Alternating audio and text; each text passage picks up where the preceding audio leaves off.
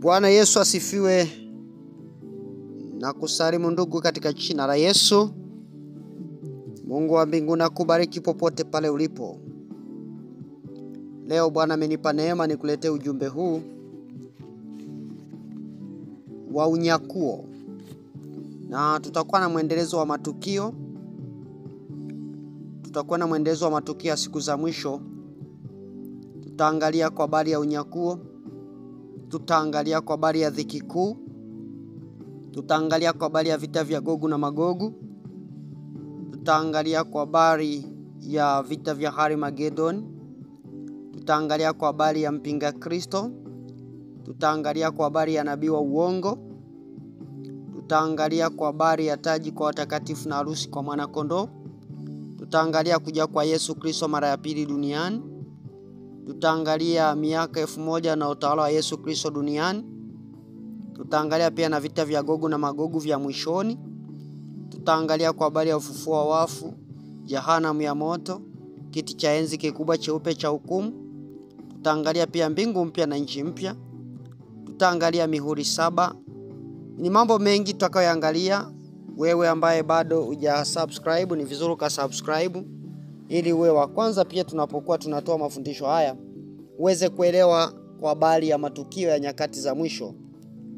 Mungu wa mbinguni akubariki. Fuatana nami. Ninaanza leo kuangalia kwa habari ya unyakuo kwa sababu siku ile inakaribia sana. Shetani naye amekuwa akiinua wajumbe wengi sana ambao wamekuwa kiongelea kwa habari ya unyakuo. Na hivi majuzi ulisikia watu walikwisha tabiri kwamba unyakuo ni tarehe 24, wengine tarehe 23, na watu wakaenda milimani kwa ajili ya kusubiri unyakuo. Mwana wa Mungu, ni vizuri sana ukaelewa neno la Mungu, kwani usipoelewa utapeperushwa sana na upepo. Utapeperushwa sana na upepo. Bila kanisa kujua fundisho la kweli na kujua walisia wa yale yanayoendelea, watu wengi watadanganywa kwa nyakati hizi.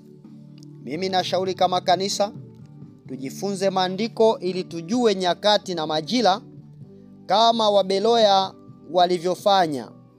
Je, mambo haya ndivyo yalivyo? Angalizo la nyakati za mwisho unahitaji kujifunza kwa watumishi wengi, lakini sikiliza ukiwa na open mind na ufahamu uliofunguka, lakini usijifungue asilimia zote, kwa sababu wapo walimu wa uongo, wako manabii wa uongo, wako mitume wa uongo. Soma neno la Mungu, sikiliza kila wanachokifundisha au kila wanachokisema, lakini chukua tahadhari. Ana Biblia inasema, Roho anena waziwazi, nyakati za mwisho watu watajitenga na imani, wakisikiliza roho zidanganyazo na mafundisho ya mashetani. Watu wengi watasikiza roho zidanganyazo, lakini pia watasikiza mafundisho ya mashetani.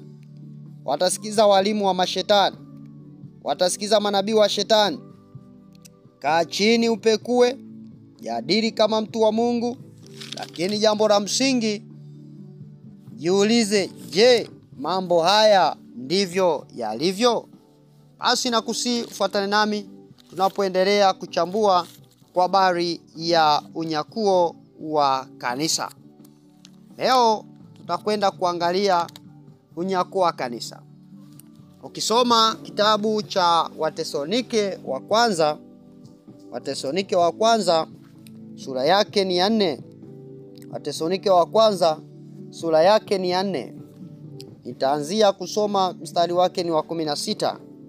Haleluya, haleluya. Wathesalonike wa kwanza sura 4 mstari wake ni wa 16. Neno la Bwana wangu linasema, kwa sababu Bwana mwenyewe atashuka kutoka mbinguni pamoja na mwaliko na sauti ya malaika mkuu na parapanda ya Mungu, na waliokufa katika Kristo watafufuliwa kwanza. Kisha sisi tulio hai tuliosalia tutanyakuliwa pamoja nao katika mawingu ili tumlaki Bwana hewani, na hivyo tutakuwa pamoja na Bwana milele. Ndugu yangu naye nisikiliza, hapa tunaona mambo makubwa matatu. Jambo la kwanza, katika mstari wa 16 tunaona mwaliko. Jambo la pili, tunaona sauti ya malaika mkuu. Jambo la tatu, tunaona parapanda ya Mungu. Tunapaswa tuzitambue nyakati tulizo nazo ili tusiwe gizani kwa jinsi siku hiyo inavyokaribia sana. Sasa hatua ya kwanza tunaona ni hatua ya mwaliko. Sisi si watu wa gizani hata siku ile ikatujia ghafla. Mwaliko. Tunapoongelea mwaliko ni nini? Bwana mwenyewe atakuja pamoja na mwaliko. Sikiliza. Huo mwaliko si mwaliko wa sherehe, si mwaliko wa birthday, si mwaliko wa kitchen party, sio mwaliko wa nini wa sherehe unazozijua za kidunia, bali inamaanisha kelele za nguvu zitakazoambatana na ndelemo na vifijo na chereko kwa ajili ya kuashiria kuwa mtu fulani wa kipekee anakaribia kuwasili.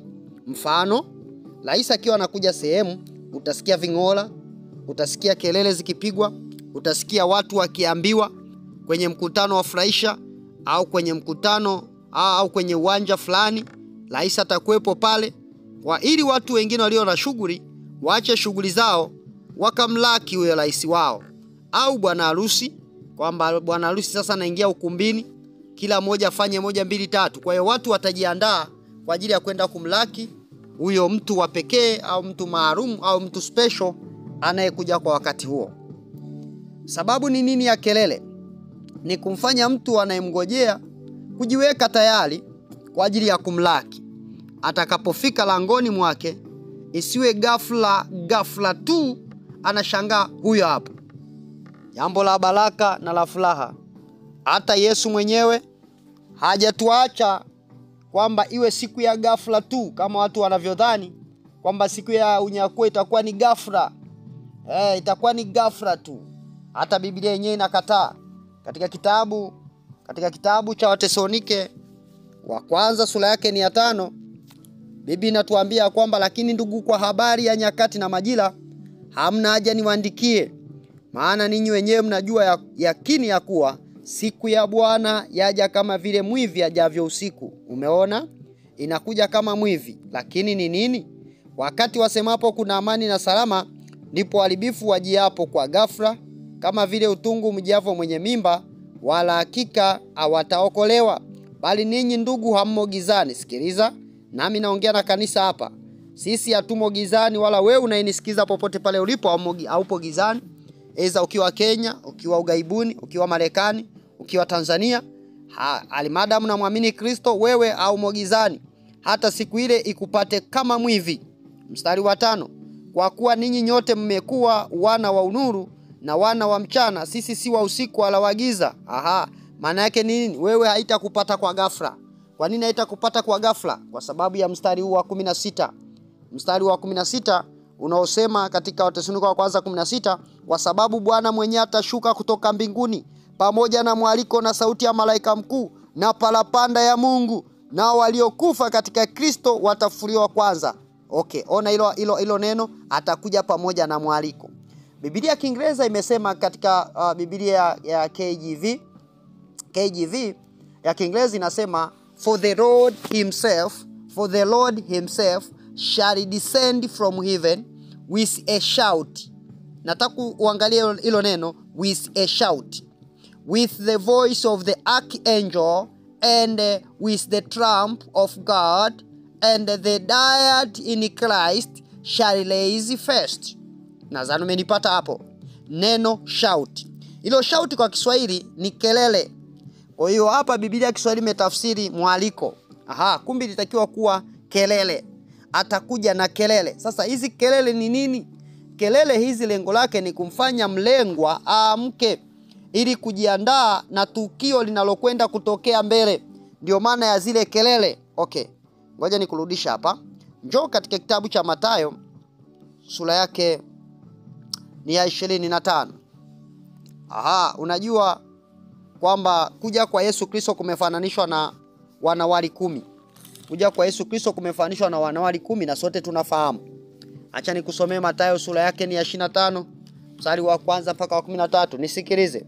Ndipo ufalme wa mbinguni utakapofanana na wanawali 10 waliotoa taa zao wakatoka kwenda kumlaki bwana harusi. 5 wao walikuwa wapumbavu na 5 wenye busara. Wale walikuwa wapumbavu walizitoa taa zao wasitwae na mafuta pamoja nao, bali wale wenye busara walitoa mafuta katika vyombo vyao pamoja na taa zao. Hata bwana harusi alipokawia, wote wakasinzia wakalala usingizi.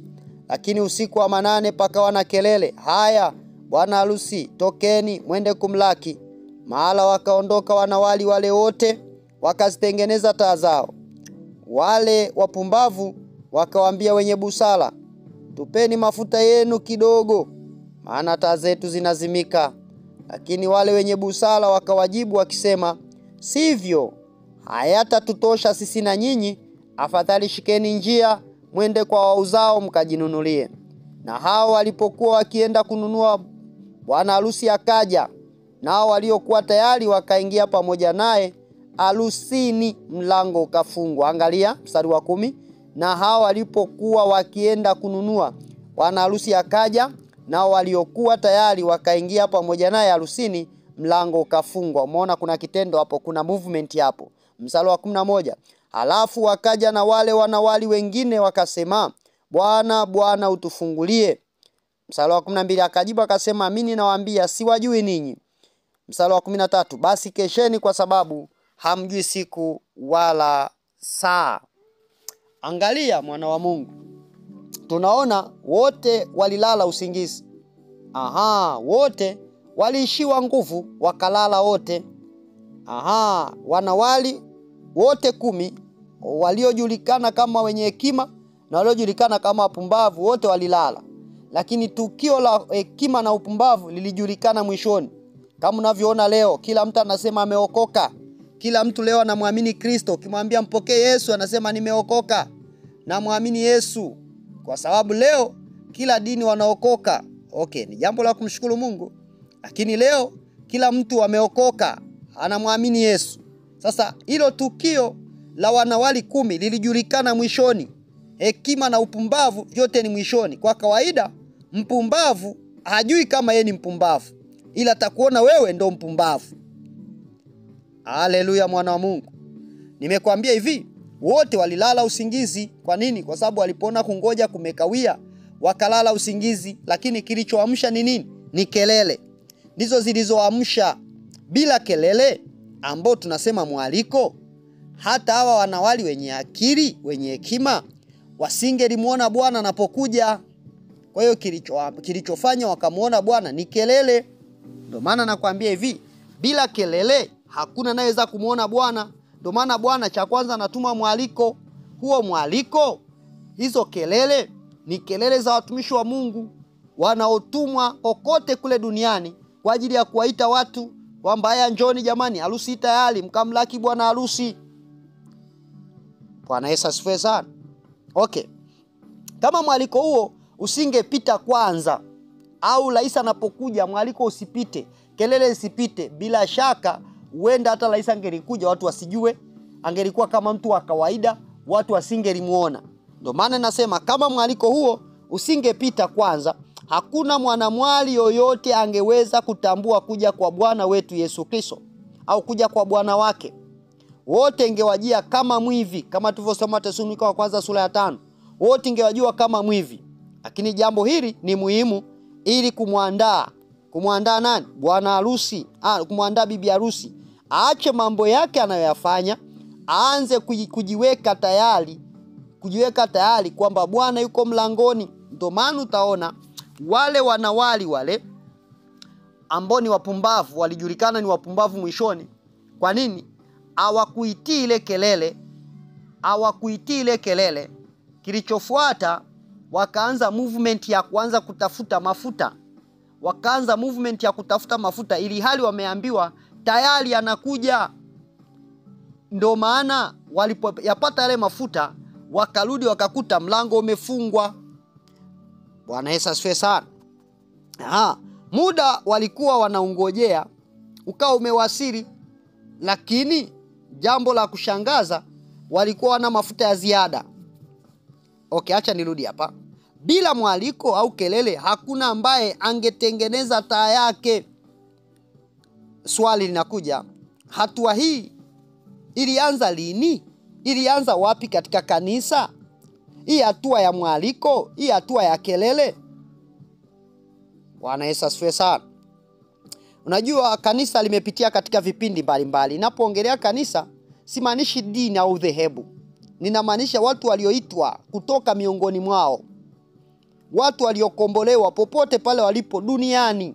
Hao kwa tafsiri wanaitwa kanisa. Kanisa limepitia katika vipindi mbalimbali. Kuna kipindi ambacho kanisa lililala kabisa. Hichi kipindi kirefu sana cha giza, inaitwa Dark Age. Kanisa lilipitia kipindi cha giza, mafundisho ya upotovu yaliingia kanisani. Kanisa lilifunga ndoa na wapagani.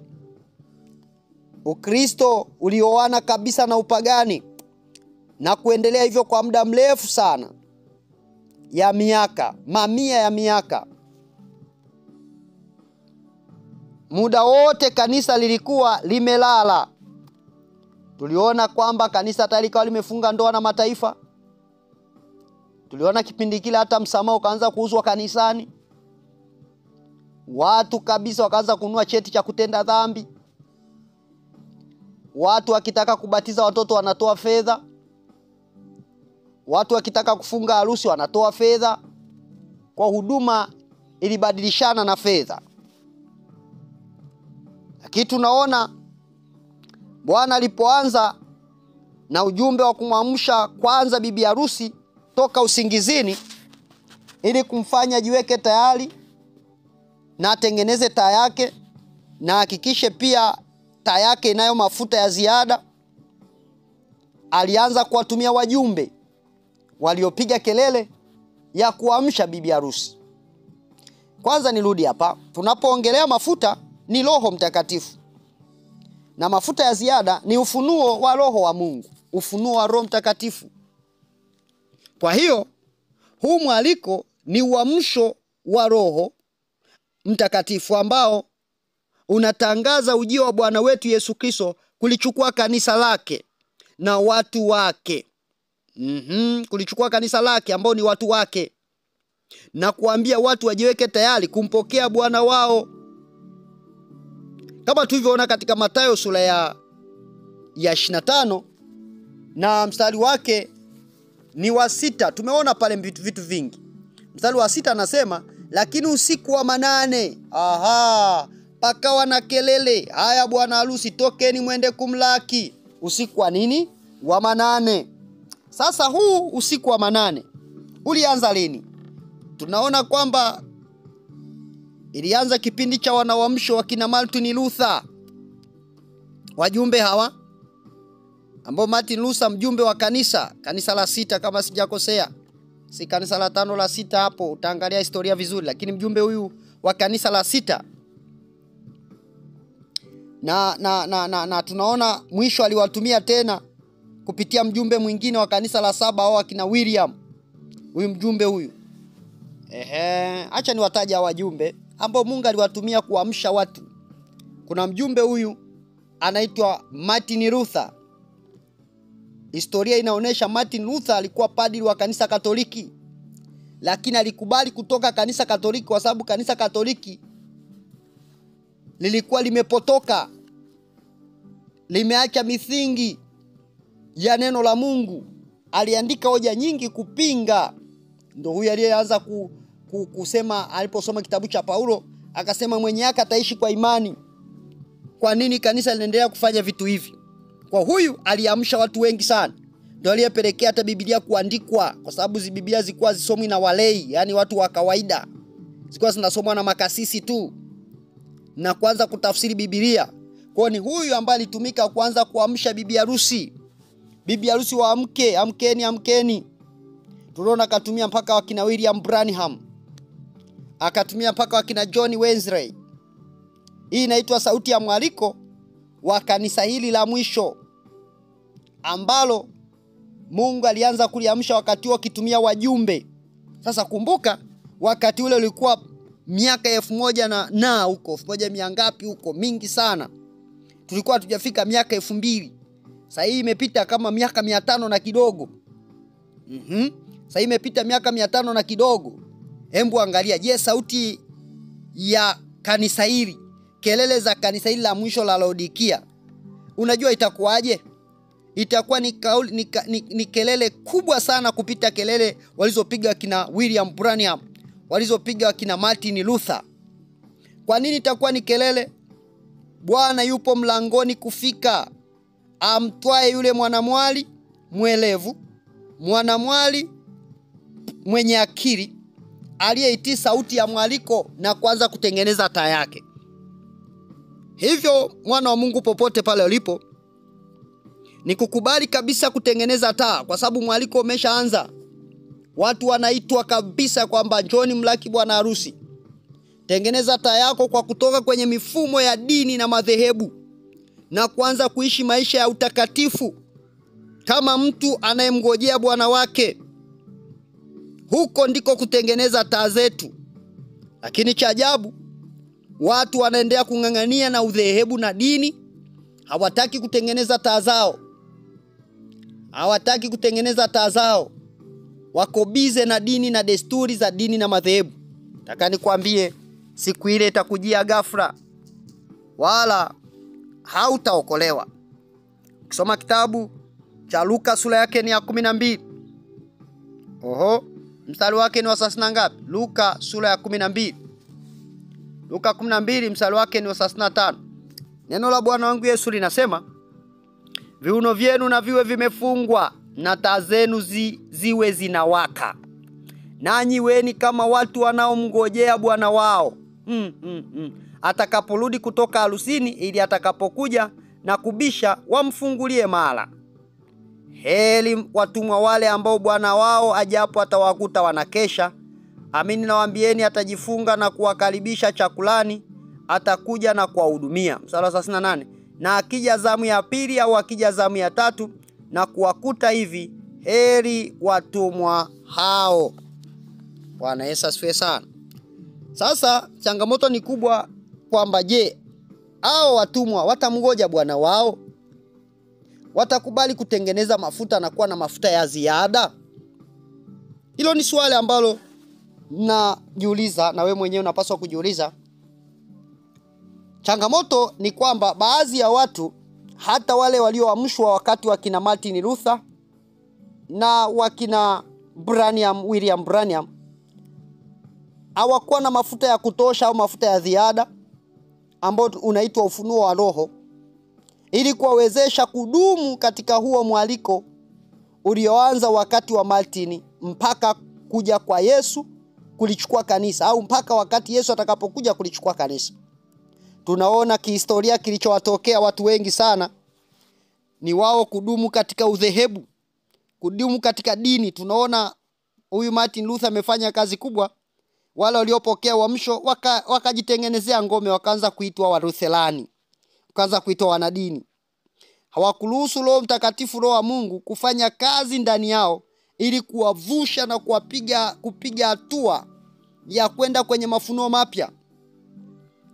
Wakawa wametosheka kabisa na mapokeo yao tu yaliyotoka kwa Luther, wakarudi kule kufuata udhehebu na dini, na wakarudi kwa Katoliki kwa baadhi ya mambo. Hata John Wesley naye pia alitangaza ule mwaliko kwa nguvu zaidi hata kuliko Luther, na wengi baada ya muda wakajitengenezea dini zao kama leo. William Branham amepiga kelele kubwa sana kuamsha watu, lakini wengine pia wamejitengenezea dini zao. Hawana mafuta ya ziada. Lakini bali wale watakaotii sauti ya Mungu watasikia kabisa sauti ya mwaliko ya malaika mkuu, ambao tumeiona hapo kwamba kulikuwa mwaliko, lakini pia kulikuwa sauti ya malaika mkuu na parapanda. Kama kanisa la mwanzo walivyojitengenezea madhehebu na dini, kama vile tunavyoona Luther wakaitwa Walutheri, hata leo William Branham wakajiita wa Branham. Kundi hilo la udhehebu na dini haliwezi kamwe kufika hatua ya pili ya kusikia sauti ya malaika mkuu. Haliwezi. Bwana analeta uamsho, hajawahi kuleta dini. Bwana alileta wokovu, hajawahi kuleta dhehebu. Bwana aliwatuma wajumbe, sio kwamba wajumbe wajitengenezee ngome na kutengeneza dini zao. Madhehebu yote ni mifumo ya wanadamu. Wengine katika kumtafuta Mungu, wengine katika kupiga pesa. Kwa hiyo mifumo ya wanadamu imejaa mapokeo ya wanadamu na kumzimisha kabisa kwa kiwango kikubwa Roho Mtakatifu. Hata hapa Tanzania wako wana matengenezo makubwa kama kina Moses Kulola, wamefanya kazi kubwa sana. Walipoondoka watu wamejitengeneza ngome na kutengeneza dini zao na dhehebu. Dini zao na dhehebu. Wamebaki ni upigaji tu. Wametoka kwenye ile kiu na shauku ya muasisi wao aliyokuwa nayo. Lakini si wote, atukuzwe Mungu, bado wako wengine wanaendelea kutembea ndani ya mafuta ya Moses Kulola kwa uchungu mkubwa wakitamani nafsi za watu ziokolewe. Sifa na utukufu apewe Yesu. Lakini nimekuambia hatua ya pili, Biblia inasema ni hatua ya sauti ya malaika mkuu. Na kurudisha hapa katika fungu letu la Wathesalonike wa kwanza sura ya 4 mstari wa 16. Kwa sababu Bwana mwenyewe atashuka kutoka mbinguni pamoja na mwaliko na sauti ya malaika mkuu na parapanda ya Mungu. Okay. Tuko hatua ya pili, sauti ya malaika mkuu. Hii sauti ya malaika mkuu ni sauti gani? Lakini kumbuka hii hatua ya pili itawahusu tu wale waliokwisha kuisikia sauti ya mwaliko. Yaani wanawali wenye akili. Wale kama tulivyosoma Mathayo 25 ndio waliosikia wakaingia harusini. Hawa ndio watakaosikia. Wale walioweka taa zao tayari wakiwa na mafuta ya ziada ambao ni Roho Mtakatifu na roho ya ufunuo ya kutaka kumjua Mungu zaidi na zaidi pasipo kumzimisha ndani yao. Swali linakuja, sauti hii ya malaika mkuu ni sauti gani? Ili tujue sauti ya malaika mkuu, twende katika kitabu cha Ufunuo wa Yohana. Tusome sura yake ni ya 10. Tuanze mstari wa kwanza. Kisha nikaona malaika mwingine mwenye nguvu akishuka kutoka mbinguni. Amevikwa wingu upinde wa mvua juu ya kichwa chake, na uso wake ulikuwa kama jua na miguu yake kama nguzo ya moto. Na katika mkono wake alikuwa na kitabu kidogo kimefunguliwa. Akaweka mguu wake wa kuume juu ya bahari, nao wa kushoto juu ya nchi, naye akalia kwa sauti kuu kama simba ungurumavyo. Na alipolia zile ngurumo 7 zikatoa sauti zao. Hata ngurumo 7 zilipotoa sauti zao, nalikuwa tayari kuandika. Nami nalisikia sauti kutoka mbinguni ikisema, yatie muhuri maneno hayo yaliyonenwa na hizo ngurumo 7, usiyaandike. Na yule malaika niliyemuona akisimama juu ya bahari na juu ya nchi akainua mkono wake wa kuume kuelekea mbinguni, akaapa kwa yeye aliye hai hata milele na milele, yeye aliyeziumba mbingu na vitu vilivyomo na nchi na vitu vilivyomo na bahari na vitu vilivyomo, ya kwamba hapata kuwa na wakati baada ya haya, isipokuwa katika siku za sauti ya malaika wa 7 atakapokuwa tayari kupiga baragumu. Hapo ndipo siri ya Mungu itakapotimizwa, kama alivyowahubiri watumishi wake hao manabii. Swali linakuja, huyu malaika mwenye nguvu anayezungumzwa hapa akishuka kutoka mbinguni ni nani? Bila shaka ni Bwana wetu Yesu Kristo. Kwa nini tunapoongelea malaika? Maana yake tunamaanisha mjumbe. Unasema mtumishi, unasemaje? Kitabu cha Malaki sura ya 3 kuanzia mstari wa kwanza, Biblia inasema, angalieni na mtuma mjumbe wangu, naye ataitengeneza njia mbele yangu. Mjumbe wangu, naye Bwana mnayemtafuta atalijiria hekalu lake ghafla, naam, yule mjumbe wa agano mnayemfurahia. Angalieni anakuja, asema Bwana wa majeshi. Mstari wa 2, lakini ni nani atakayestahimili siku ya kuja kwake? Au ni nani atakayesimama atakapoonekana yeye? Kwa maana yeye ni mfano wa moto wa mtu asafishaye fedha, ni mfano wa sabuni ya mtu afuaye nguo. Huyo ni nani? Ni Yesu Kristo. Na Biblia inasema katika kitabu cha Ibrania, Yesu Kristo mjumbe wa agano jipya, na damu ya kunyunyiza inenayo mema kuliko damu ya bili. Kwa Yesu Kristo ni mjumbe wa agano jipya. Okay, twende tusonge mbele. Biblia inasema hapo anaonekana ameshika kitabu kidogo. Hicho kitabu ni kitabu cha ukombozi cha mwanadamu. Sasa ndio kile kitabu ambacho Yohana alikiona katika muhuri, katika kile kitabu, katika mihuri 7, kimetiwa muhuri 7 katika Ufunuo wa Yohana sura ya 6. Angalia hapa Ufunuo wa Yohana sura ya 6. Nitakuwa nakupeleka mbele na kurudisha nyuma kwa sababu haya mambo ni mazito sana. Kisha nikaona hapo nikaona napo mwana kondoo alipofungua moja ya zile muhuri 7, nikasikia moja wa wale wenye uhai wanne akisema kama kwa sauti ya ngurumo, njoo. Muona kitabu chenye muhuri ambacho kinaelezwa katika kitabu cha Ufunuo wa Yohana sura ya 5, kitabu cha mwana kondoo. Ufunuo wa Yohana sura ya 5 mstari wa 1. Kisha nikaona katika mkono wa kuume wake yeye aliyeketi juu ya kile kiti cha enzi kitabu kilichoandikwa ndani na nyuma, kimetiwa muhuri 7. Umeona sasa? Kitabu kimetiwa muhuri 7. Hicho kitabu ndio hicho ambacho tumekisoma katika Ufunuo 10, kitabu kidogo. Okay, tusonge mbele.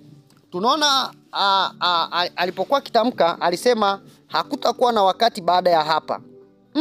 Ni jambo la kutisha hili. Hakutakuwa na wakati tena. Maana yake ni nini? Hakutakuwa na muda tena. Sasa ngurumo 7 hizo ni nini?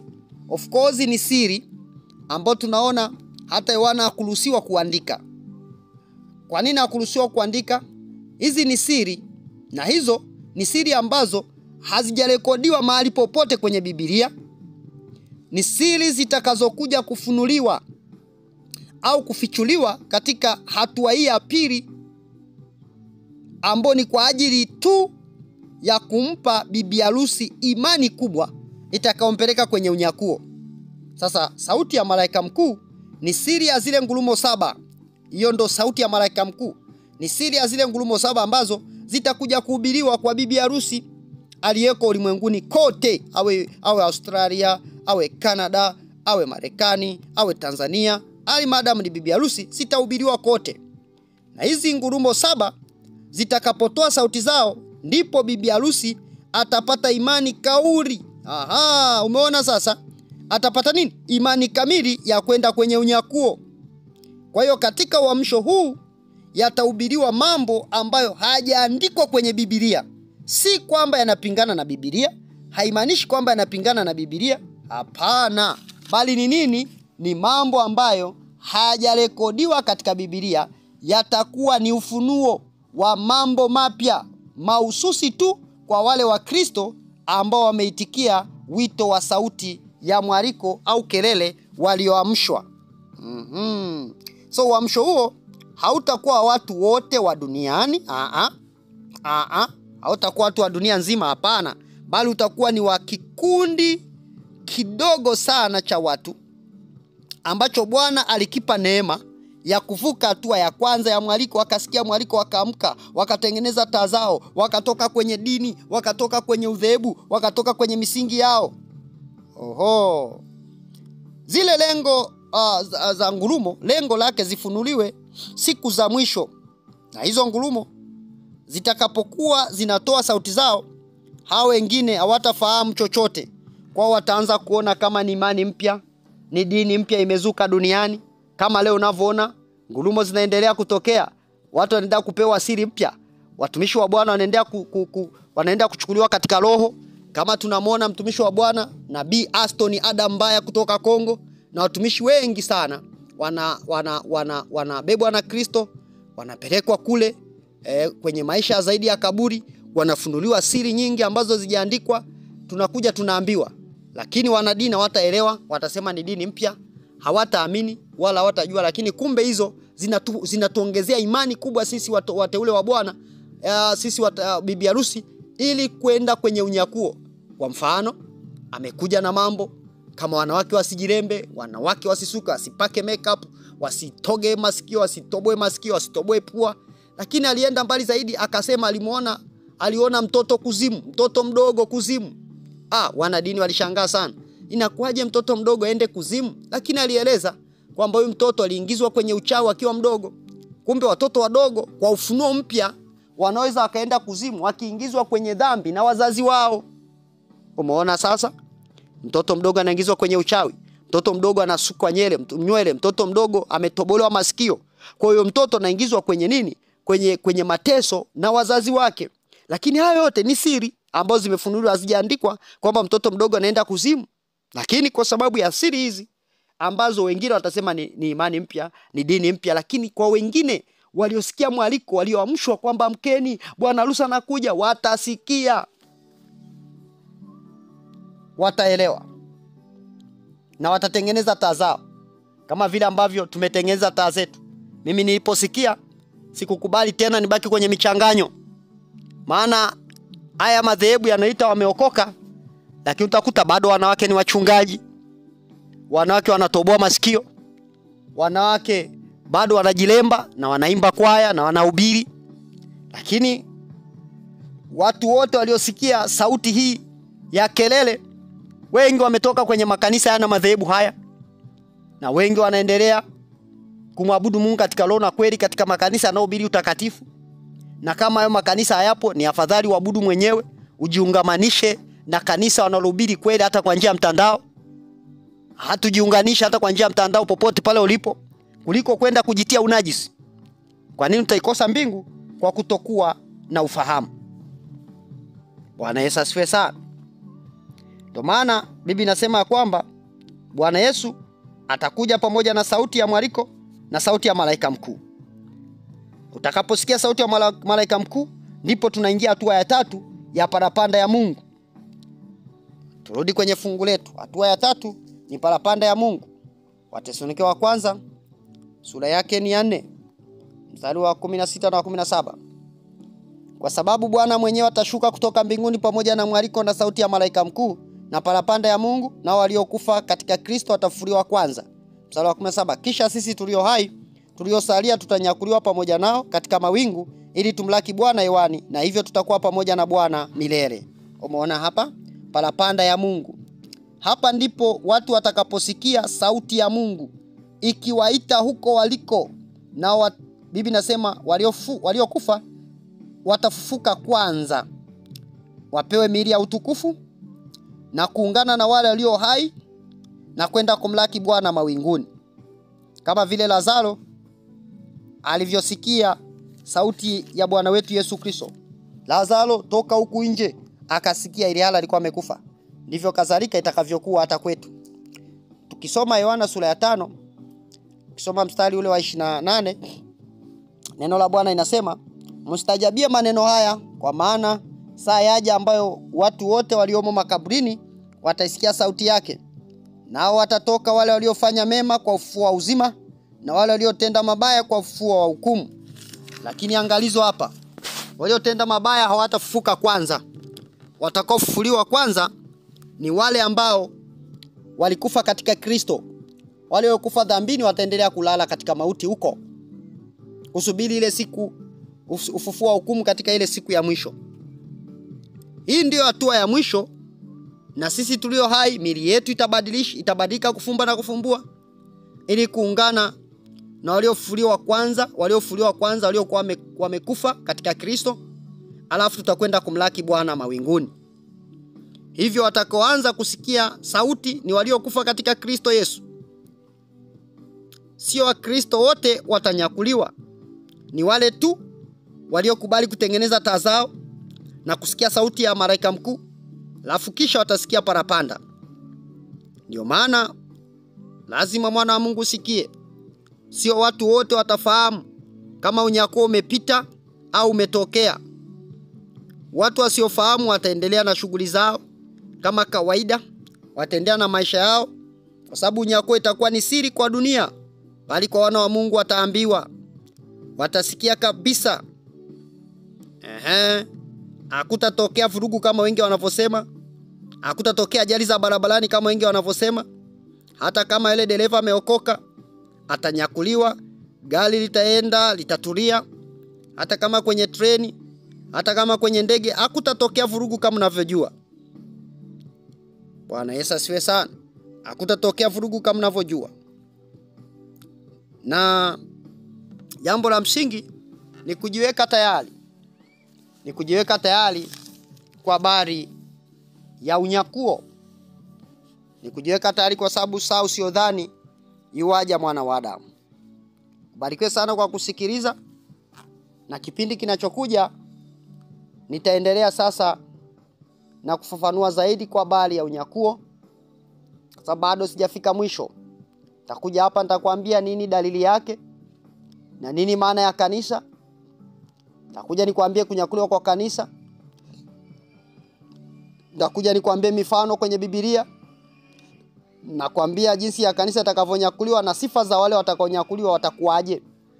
Mungu wa mbinguni akubariki. Endelea kufuatilia kipindi hiki, lakini pia endelea kufuatilia channel yetu ya Uamsho wa Kanisa TV. Lakini pia kama unahitaji mafundisho zaidi, jiunge kwenye grupu la WhatsApp ambalo tunapata muda wa kufundisha katika kipindi cha saa ya bibi harusi wa Kristo kuanzia saa 4 mpaka saa 5 na madakika. Pale utakutana na mafundisho, utaulizwa maswali, utafundishwa vizuri. Lakini pia usiache kusubscribe na kushare. Lakini pia usiache pia kusupport huduma hii kwa sadaka zako kulingana na Mungu alivyokujalia. Mungu wa mbinguni akubariki. Acha nikuombee. Mungu wetu na Baba yetu, namweka mtumishi wako mikononi mwako. Uliyempa neema ya kusikiliza, umempa neema ya kujifunza neno hili. Ninakuomba mjalie neema ya kuongezeka kutoka imani hata imani, ili anapoendelea kufundisha mafundisho ya wakati wa mwisho